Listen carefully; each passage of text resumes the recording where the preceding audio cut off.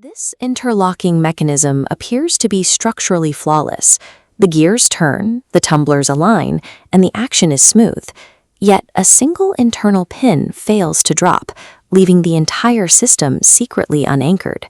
That mechanical failure illustrates the exact nature of a logic vulnerability. This is the libvirt code block for CVE 2020-10701, specifically the public entry point function. As the scan moves line by line, the code does exactly what it should.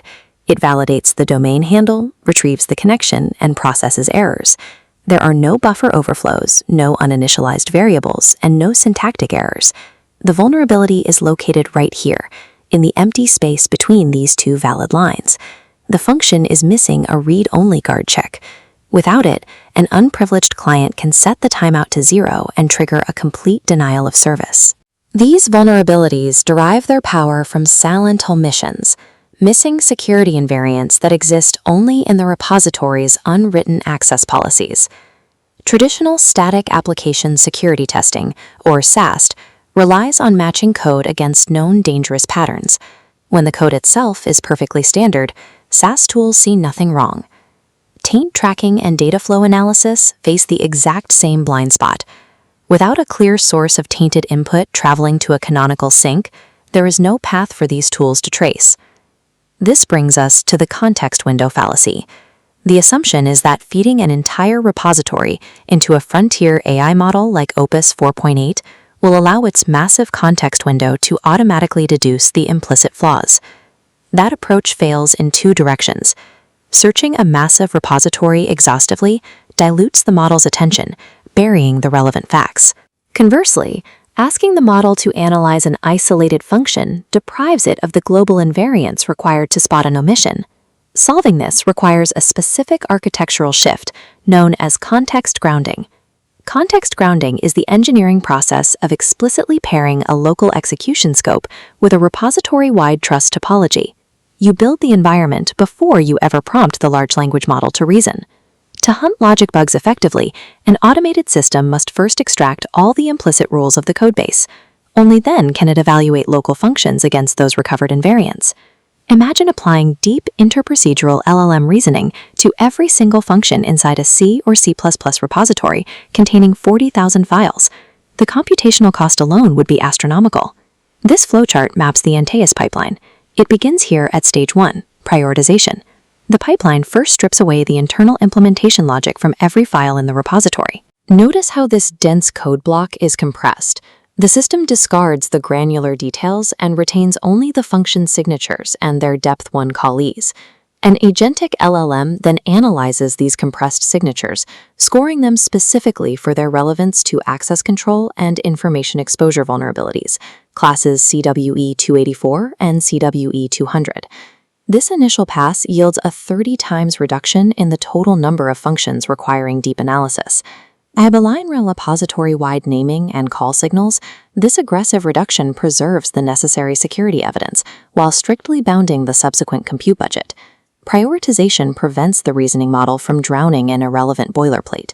It guarantees that expensive computational power is spent exclusively on plausible threat surfaces. Moving to the next step on our diagram, the prioritized functions enter stage 2, contextual grounding.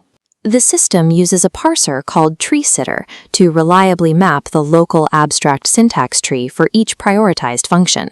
It extracts specific local elements to build a prompt bundle, direct depth 1 callees, macro tax expansions, and the active type definitions currently in scope.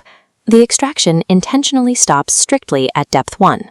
Expanding the call graph further increases prompt size, diluting the model's focus without guaranteeing a complete semantic picture. To provide that complete semantic picture, an independent agent generates a stable repository-level bundle once per codebase. This macro bundle catalogs the system purpose, the principal model determining user identities, protected objects, information outputs, and the project's overall trust topology. The language model is no longer forced to guess intent from isolated text. It receives both the precise local mechanics of the code and the global rules of engagement governing the entire project. This brings us to stage 3, structured reasoning. Asking an LLM an open-ended binary question about whether a function is vulnerable invites unfaithful rationalizations. Instead, this JSON schema forces the model to anchor its analytical output within strict formatting constraints. First, the model must identify specific security-sensitive operations within the function, explicitly categorizing them as sinks. Second, it must deduce the required safety conditions for each sink and evaluate a Boolean flag determining if those exact conditions are locally satisfied by the code.